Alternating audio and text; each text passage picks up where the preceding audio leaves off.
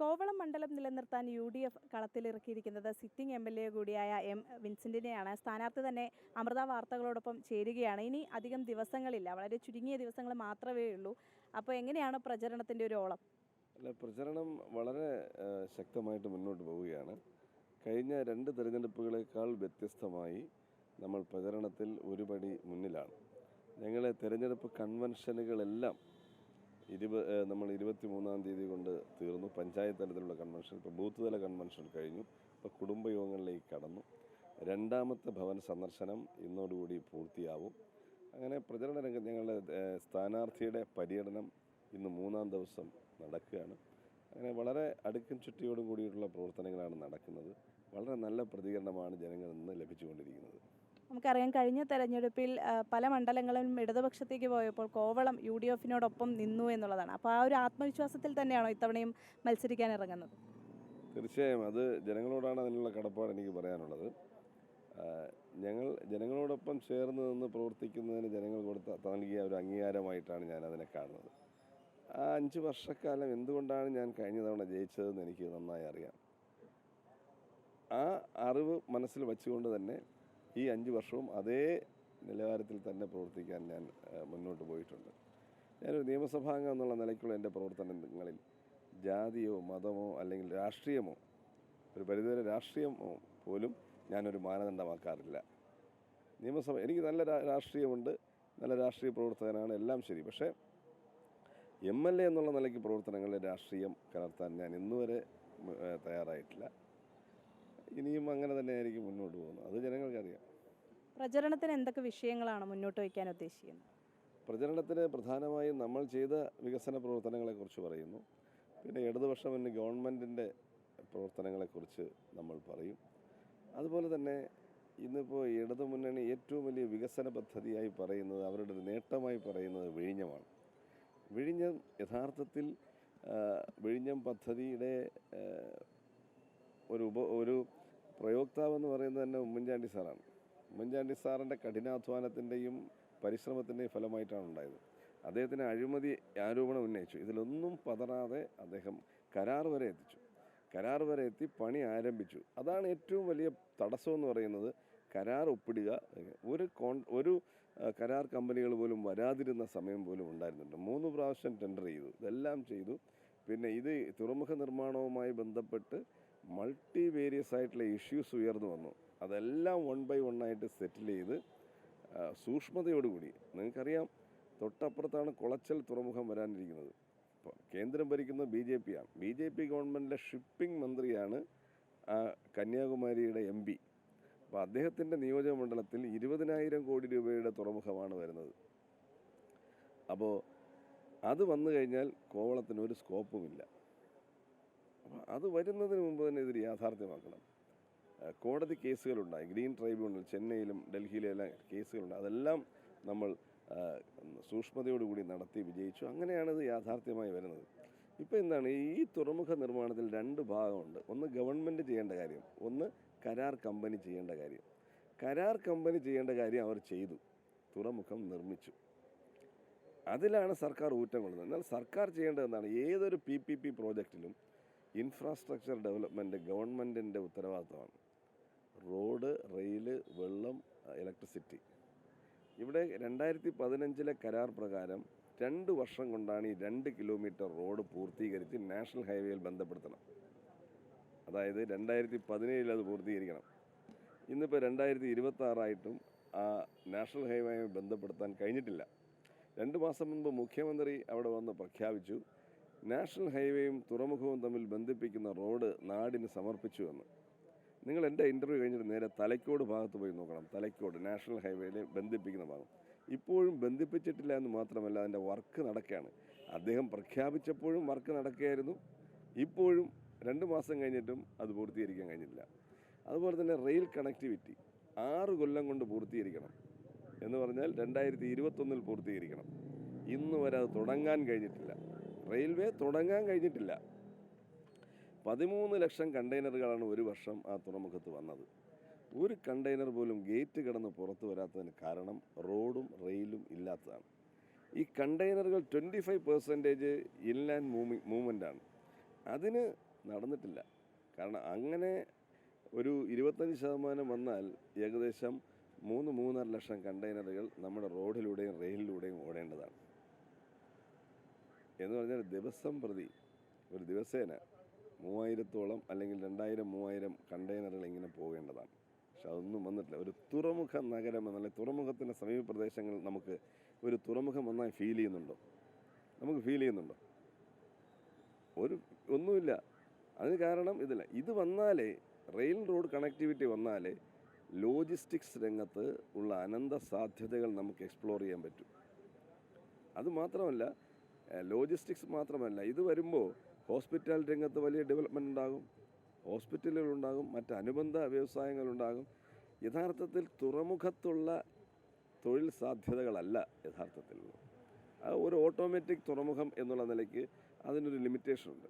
പക്ഷേ ഇതുപോലുള്ള സംരംഭങ്ങളിലൂടെ ലഭിക്കുന്ന തൊഴിലുകളാണ് യഥാർത്ഥത്തിൽ 10,000-കണക്കിന് തൊഴിലുകൾ വരാനുള്ള സാധ്യത. ഒന്നും നടന്നിട്ടില്ല. ഇപ്പോൾ ഗവൺമെൻറ് നിഷ്ക്രിയത്വമാണ്. ഗവൺമെൻറ് തുറമുഖ കാര്യത്തിൽ ഗവൺമെൻറ് പരാജയപ്പെട്ടു. അവരവിടെ പണി പൂർത്തീകരിച്ചു എന്നുള്ളതാണ്. രണ്ടാമത്തെ കാര്യം, സർക്കാരിൻ്റെ ഒരു മേജർ പ്രോജക്റ്റുകളും നടന്നിട്ടില്ല, പൂർത്തീകരിച്ചിട്ടില്ല. ഇതെല്ലാമാണ് ഈ ജനങ്ങൾക്ക് ഒരു ആശ്വാസവും ഈ സർക്കാരിൽ നിന്ന് ഈ 10 വർഷക്കാലവും ലഭിച്ചിട്ടില്ല എന്നുള്ളതാണ് വസ്തുത. ഇതെല്ലാം ജനങ്ങളുടെ ചർച്ചയാണ്. ഞങ്ങളുടെ ആത്മവിശ്വാസം കഴിഞ്ഞ 2021 ശേഷം ഒരു തെരഞ്ഞെടുപ്പിലും ഇടതുമുന്നണി ജയിച്ചിട്ടില്ല, ഒരു തെരഞ്ഞെടുപ്പിലും ജയിച്ചിട്ടില്ല. അപ്പോൾ അത് ജനങ്ങളുടെ ഇടതുമുന്നണിയോടുള്ള സമീപനമാണ് കാണിക്കുന്നത്. അപ്പോൾ സ്വാഭാവികമായും ഇത്തവണ ഞങ്ങൾക്ക് ജയിക്കാൻ കഴിയും. ഈ ഇടതുമുന്നണി ഉയർത്തിക്കാട്ടുന്ന, വികസന മേഖലയിൽ ഉയർത്തിക്കാട്ടുന്ന ഒരു വിഷയമാണ് വിഴിഞ്ഞം. അപ്പോൾ അതിൽ UDF സർക്കാരിൻ്റെ പങ്ക് അത് ജനങ്ങളിലേക്ക് എത്തിക്കാൻ സാധിച്ചിട്ടുണ്ടോ? അത് സാധിച്ചോ എന്ന് ചോദിച്ചാൽ പൂർണ്ണമായും സാധിച്ചിട്ടില്ല എന്ന്. അത് എത്തിക്കാൻ ഞങ്ങൾ ഇനിയുള്ള ദിവസങ്ങളിൽ കൂടുതലായിട്ട് പരിശ്രമിക്കും. ഈ BJP സ്ഥാനാർത്ഥി ഉയർത്തിക്കാട്ടിയ ഒരു വിഷയം എന്ന് പറയുന്നത് ഈ കോവളം ബീച്ചിലുള്ള ആ ബീച്ചിലെ മാലിന്യ പ്രശ്നങ്ങളും അതുപോലെ തന്നെ ഈ തീരദേശ മേഖലയിലെ കുടിവെള്ള പ്രശ്നങ്ങളും അതിന് യാതൊരു തരത്തിലും പരിഹാരമായിട്ടില്ല എന്നുള്ളൊരു വിഷയമാണ് BJP സ്ഥാനാർത്ഥി ഉയർത്തിക്കാണിച്ചത്. അത്തരത്തിലൊരു ആശങ്കയോ വിഷയങ്ങളോ നിലനിൽക്കുന്നുണ്ടോ? തീരദേശ പ്രദേശങ്ങളിലെ കുടിവെള്ള പ്രശ്നം ഒരു പ്രധാനപ്പെട്ട വിഷയമാണ്. അത് എന്തുകൊണ്ടാണെന്ന് പറഞ്ഞാൽ, നമ്മുടെ വാട്ടർ അതോറിറ്റിയുടെ ലൈനിൽ കൂടി വരുന്ന വെള്ളം അവർ ഉപയോഗിക്കാൻ മടി കാണിക്കുക. അത് ഉപയോഗിക്കുന്നതിലൊരു കാരണം, അതിൻ്റെ ഒരു ടേസ്റ്റ്, ചില സമയങ്ങളിൽ വെള്ളം വരുന്നത് ചെളിയുടെ നിറത്തിൽ വെള്ളം വരും. അങ്ങനെയൊക്കെ ഉള്ളതുകൊണ്ട് പലപ്പോഴും അവരത് ഉപയോഗിക്കാൻ മടിക്കുകയാണ്. പകരം ഇവിടെ സംഭവിക്കുന്നതെന്ന് പറഞ്ഞാൽ, അവർ പൈസ കൊടുത്ത്, ഒരു നിവൃത്തിയില്ലാത്ത പാവങ്ങൾ ഈ കുഴൽക്കിണറിൽ നിന്ന് വെള്ളം കൊണ്ട് കൊടുക്കുന്ന ആളുകളിൽ നിന്നും വില കൊടുത്ത് വാങ്ങുകയാണ്. ഇപ്പോൾ തന്നെ ഇവിടുത്തെ കുടിവെള്ളം വിതരണം കൂടുതൽ മെച്ചപ്പെടുത്തുന്നതിന് വേണ്ടി നിരവധിയായിട്ടുള്ള പരിശ്രമങ്ങൾ നടന്നിട്ടുണ്ട്. നമ്മുടെ വെള്ളായണി പ്രോജക്റ്റ് ഉണ്ട്. അതുതന്നെ ഉമ്മൻചാണ്ടി സാർ കമ്മീഷൻ ചെയ്ത വിഴിഞ്ഞം, അതുപോലെ തന്നെ കോവളം ടൂറിസം ഏരിയയ്ക്ക് വേണ്ടിയിട്ടുള്ള കോസ്റ്റ് ഗാർഡിൻ്റെ അവിടെയുള്ള പ്രോജക്റ്റുണ്ട്. ഈ 2 പ്രോജക്റ്റുകളിൽ നിന്നും വെള്ളം കൊടുക്കാൻ കഴിയുന്നുണ്ട്. പക്ഷേ പ്രോബ്ലം ഇതാണ്, അതവർക്ക് ഉപയോഗിക്കാൻ കഴിയുന്നില്ല എന്നുള്ളതാണ് ഏറ്റവും പ്രധാനമായിട്ട് നമുക്ക് ചൂണ്ടിക്കാണിക്കാൻ കഴിയുന്ന ഒരു വസ്തുത. അതിൽ അവരെ കൂടെ കൺവിൻസ് ചെയ്യിപ്പിച്ചിട്ട് നമുക്കത് ചെയ്യണം. പക്ഷേ കുടിവെള്ള ക്ഷാമമില്ലേ എന്ന് ചോദിച്ചാൽ എല്ലായിടത്തുമുള്ള പൊതുവെയുള്ള ക്ഷാമം വരുന്നു. എന്താണൊരു പ്രധാനപ്പെട്ട കാരണം? ജൽജീവൻ മിഷൻ തുടങ്ങി കേന്ദ്ര സർക്കാർ, സംസ്ഥാന സർക്കാർ. അത് വരുന്നതിന് മുമ്പ് കേരളത്തിൽ 18 ലക്ഷം കണക്ഷനുകളാണ് ഉണ്ടായിരുന്നത്. ഇത് 80 ലക്ഷത്തേക്ക് ആണ് ഉയർത്തുന്നത്. 80 ലക്ഷം എത്തിയിട്ടില്ലെങ്കിലും 50-60 ലക്ഷത്തിലേക്ക് ഇതിൻ്റെ കണക്ഷനുകൾ വർദ്ധിച്ചു. ഏത് വെള്ളമാണ് 80-60 ലക്ഷം പേർ കൊടുക്കുന്നത്? ഈ 18 ലക്ഷം പേർ ഉപയോഗിച്ചിരുന്ന വെള്ളമാണ് ഇവർക്ക് അത്രയും കൊടുക്കുന്നത്. അപ്പോൾ അതിന് പുതിയ പ്രോജക്റ്റുകൾ വരുന്നില്ല. നമുക്ക് കൂടുതൽ കണക്ഷൻ കൊടുക്കുമ്പോൾ എന്ത് വേണം? കൂടുതൽ സോഴ്സ് ഉണ്ടാവണം, അല്ലേ? സോഴ്സ് ഇല്ല, കണക്ഷനുണ്ട്. ഇതൊരർത്ഥത്തിൽ പറഞ്ഞാൽ കണക്ഷൻ കിട്ടിയവരെല്ലാം ഇപ്പോൾ കൃത്യമായി പൈസ അടയ്ക്കേണ്ട അവസ്ഥയാണ്. വെള്ളം കിട്ടിയില്ലെങ്കിൽ പോലും അവർ പൈസ അടയ്ക്കേണ്ട സ്ഥിതിയിലാണ്. മുമ്പ് നമ്മുടെ റിലയൻസുകാർ സൗജന്യമായി മൊബൈൽ ഫോൺ കൊടുത്തു, എല്ലാവരും വാങ്ങിച്ചു.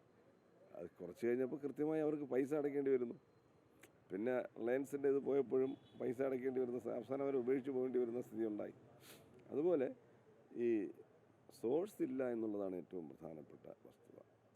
ഇപ്പോൾ നമ്മുടെ നിയോജക മണ്ഡലത്തിൽ തന്നെ കുടിവെള്ള വിഷയങ്ങൾ പരിഹരിക്കുന്നതിന് വേണ്ടി, ഇപ്പം ഞാൻ നിയമസഭാംഗമായി വരുമ്പോൾ വിളവൂർക്കൽ കുടിവെള്ള പദ്ധതി ബാലരാമപുരം ഗ്രാമപഞ്ചായത്തിനോട് ചേർന്നുള്ളതാണ്.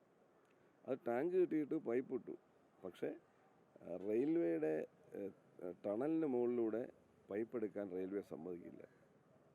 അങ്ങനെ വന്നപ്പോൾ നമ്മളൊരു കാര്യം ചെയ്തു. പിന്നീട് കാളിപ്പാറ പദ്ധതിയിൽ നിന്ന് ഡയറക്റ്റായി വെള്ളം കൊണ്ടുവന്ന് ഇത് കയറ്റാൻ ഉള്ള പരിശ്രമം നടത്തി. അത് വിജയിച്ചു. ഇപ്പോൾ ആ ഭാഗങ്ങളിൽ ആ കാളിപ്പാറയിൽ നിന്നുള്ള വെള്ളം ലഭിക്കുന്നുണ്ട്. ഇതിൽ കോട്ടുകാൽ പഞ്ചായത്തിൽ തന്നെ നമ്മൾ കോട്ടുകാൽ അതിയന്നൂർ കുടിവെള്ള പദ്ധതി, അത് ഞാൻ നിയമസഭാംഗമായി വന്ന ആദ്യത്തെ രണ്ടാമത്തെ ബഡ്ജറ്റിലാണ് നമ്മൾ കത്ത് കൊടുത്ത് അത് അംഗീകരിച്ചത്. പക്ഷേ അത് അതിയന്നൂരിലുള്ള ടാങ്ക് പൂർത്തിയായി. നമ്മുടെ ഇവിടെ ടാങ്ക് പൂർത്തിയായിട്ടില്ല, തുടങ്ങിയിട്ടില്ല. കാരണം ഇവിടെ തെങ്ങ് ഗവേഷണ കേന്ദ്രത്തിലാണ് ഒരു ടാങ്ക്. അപ്പോൾ അവർ അനുമതി തരാതിരുന്നു. ഞാൻ കാർഷിക സർവകലാശാലയിലെ ജനറൽ കൗൺസിൽ അംഗം എന്നുള്ള നിലയ്ക്ക് ഞാനൊരു അടിയന്തര പ്രമേയം അവിടെ അവതരിപ്പിച്ച് അതിന് അനുമതി വാങ്ങിയെടുക്കുകയാണ് ചെയ്തത്. അവരെ ഇവിടെ ഒരു ടീമിനെ ഇവിടെ കൊണ്ടുവന്ന് അനുമതി വാങ്ങുകയാണ് ചെയ്തത്. അതിൻ്റെ പ്രവർത്തനം ആരംഭിക്കും. അതുപോലെ തന്നെ ഹോസ്പിറ്റലിനടുത്ത്, പുന്നക്കുളം ഹോസ്പിറ്റലിനടുത്തൊരു ടാങ്ക്. പക്ഷേ ഈ ടാങ്ക് പണിയുന്നത് വൈകുന്നത് കൊണ്ട് നമ്മൾ ചെയ്ത് ഡയറക്റ്റായിട്ട് അവിടെ നിന്ന് വെള്ളം കൊണ്ടുവന്ന് ഇപ്പം നിലവിലുള്ള ലൈനിൽ കൂടെ കൊടുക്കാൻ. അപ്പോൾ കോട്ടുകാൽ പഞ്ചായത്തിലെ കുറേയേറെ ഭാഗങ്ങളിൽ അത് നമുക്ക് കൊടുക്കാൻ കഴിഞ്ഞു. അതുപോലെ തന്നെ വെള്ളായണിയിൽ നിന്ന് നമ്മുടെ കാക്കാമൂല കായലിൽ നിന്നുള്ള പമ്പിങ്, ആ പമ്പിങ് മതിയാവുന്നിടത്തോളം, പ്രത്യേകിച്ച് വേനൽക്കാലത്ത് മതിയാവുന്നിടത്തോളം വെള്ളം പമ്പ് ചെയ്യാൻ നിലവിലുള്ള കപ്പാസിറ്റി പോരാ അവിടുത്തെ മോട്ടോർ. അതുകൊണ്ട് പുതിയ 35 ലക്ഷം രൂപയുടെ പുതിയ മോട്ടോർ കൊണ്ടുവന്ന് മണിക്കൂറിൽ 40,000 ലിറ്റർ അധികമായി പമ്പ് ചെയ്യുന്നതിന് വേണ്ടിയുള്ള ക്രമീകരണം അവിടെ ഏർപ്പെടുത്തിയിട്ടുണ്ട്. എന്നാലും ഈ വേനൽക്കാലത്ത് അത് മതിയാവുമോ എന്ന് ചോദിച്ചാൽ ഇല്ല. അതുപോലെ തന്നെ പുളിങ്കുടി, കരിച്ചൽ തുടങ്ങിയ പമ്പ് ഹൗസുകളിൽ 40 ലക്ഷം രൂപ MLA ഫണ്ടിൽ നിന്ന് കൊടുത്തുകൊണ്ട് സ്പെയർ പമ്പ് വാങ്ങിക്കാനും കുഴൽക്കിണർ കുഴിക്കുന്നതിനും വേണ്ടിയിട്ടുള്ള 3 പമ്പ് ഹൗസുകളിൽ അതിനുള്ള സംവിധാനം ഏർപ്പെടുത്തിയിട്ടുണ്ട്. കാരണം ഒരു പമ്പ് കേടായാൽ പിന്നെ അത് നന്നായി വരുന്നത് വരെ പമ്പിങ് മുടങ്ങും. അത് മുടങ്ങാതിരിക്കാൻ സ്റ്റാൻഡ് ബൈ പമ്പുകൾ നമ്മൾ വാങ്ങിക്കൊടുത്തിട്ടുണ്ട്. അങ്ങനെ കുടിവെള്ളം മെച്ചപ്പെടുത്താൻ ശ്രമിച്ചിട്ടുണ്ട്. പക്ഷേ പൂർണ്ണമായും ഇല്ല. സർക്കാരിൻ്റെ തലത്തിലുള്ള പൂർണ്ണമായ പിന്തുണ നമുക്ക് ലഭിച്ചിരുന്നില്ല എന്നുള്ളതാണ് വസ്തുത. എങ്കിലും കഴിവിൻ്റെ പരമാവധി അക്കാര്യങ്ങളിൽ ശ്രദ്ധിച്ചിട്ടുണ്ട്. പിന്നെ ടൂറിസം രംഗത്ത് 8 പ്രോജക്റ്റുകളാണ് കൊണ്ടുവരും എന്ന് സർക്കാരും നമ്മൾ ആവശ്യപ്പെട്ട പ്രകാരമെല്ലാം കൊണ്ടുവന്നില്ല. കുറേ കാലം നടക്കുന്നുണ്ട്. ഇപ്പോൾ അവിടുത്തെ ഏറ്റവും പ്രധാനപ്പെട്ട പ്രശ്നം തെരുവ് വിളക്കുകൾ പോലും കൃത്യമായി കത്തുന്നില്ല എന്നുള്ളത്. 2 ഏജൻസികളാണ് തെരുവ് വിളക്ക് കത്തിക്കുന്നത്. പക്ഷെ തെരുവ് വിളക്ക് കത്താതിരിക്കുമ്പോൾ നമ്മൾ പലതവണ മന്ത്രിയെ കണ്ടും അതുപോലെ തന്നെ ടൂറിസം ഡയറക്ടറോടും എല്ലാം ആവശ്യപ്പെട്ടിട്ടും അവർ ഉടനെ ചെയ്യാവുന്നൊന്നും ചെയ്യുന്നില്ല. പക്ഷെ നമുക്കൊരു പ്രതിഷേധവുമായി പോകാൻ കഴിയുന്ന സ്ഥലമല്ല അത്. നമുക്ക് ഒരു റാന്തലുമായിട്ടോ അല്ലെങ്കിൽ ഒക്കെ പോയി ഒരു പ്രതിഷേധം നടത്തിയാൽ ഇൻ്റർനാഷണൽ രംഗത്ത് കോവളത്തിൻ്റെ യശസ് ഇടിയും. ഇത് വളരെ വലിയ രീതിയിൽ നമ്മൾ രണ്ടും സൂക്ഷിച്ചേ അത് കൈകാര്യം ചെയ്യാൻ പറ്റില്ല. ഇവിടെ ഒരു സൗകര്യമില്ല എന്ന് പറഞ്ഞിട്ട് MLA ഒരു പ്രചരണം നടത്തിയാൽ, ഇവിടെ പിന്നെ ലൈറ്റ് കത്തുന്നില്ല എന്നൊരു പ്രചരണം നടത്തിയാൽ അത് ലോക ടൂറിസം രംഗത്ത് കോവളത്തെക്കുറിച്ച് ഒരു മോശമായ പ്രതിച്ഛായ ഉണ്ടാക്കും. അപ്പോൾ അതുകൊണ്ടാണ് അത് സൂക്ഷിച്ച് കൈകാര്യം ചെയ്യാൻ പറ്റുന്നൊരു കാര്യമാണ്. ഒരു സംശയവുമില്ല, UDF ഗവൺമെൻറ് അധികാരത്തിൽ വന്നാൽ കോവളം ഇന്ന് കാണുന്ന കോവളമായിരിക്കില്ല. ഏറ്റവും മെച്ചപ്പെട്ട അടിസ്ഥാന സൗകര്യങ്ങളുള്ള ഒരു കോവളമായി അതിനെ മാറ്റും. ഇപ്പോൾ അവിടെ വരുന്ന ടൂറിസ്റ്റുകൾക്ക് അടിസ്ഥാന സൗകര്യങ്ങൾ പോലും ഒരുക്കാൻ കഴിഞ്ഞിട്ടില്ല. ഇത് കടകംപള്ളി സുരേന്ദ്രൻ മന്ത്രിയായിരുന്നപ്പോൾ വരെ അന്ന് മുതൽ ഇത് ചെയ്യുന്നതാണ്. പിന്നെ ടോയ്ലറ്റ് കോംപ്ലക്സ് സ്ഥാപിക്കും എന്നൊക്കെ പറയുന്ന അല്ലാതെ മുന്നോട്ട് പോകുന്നില്ല.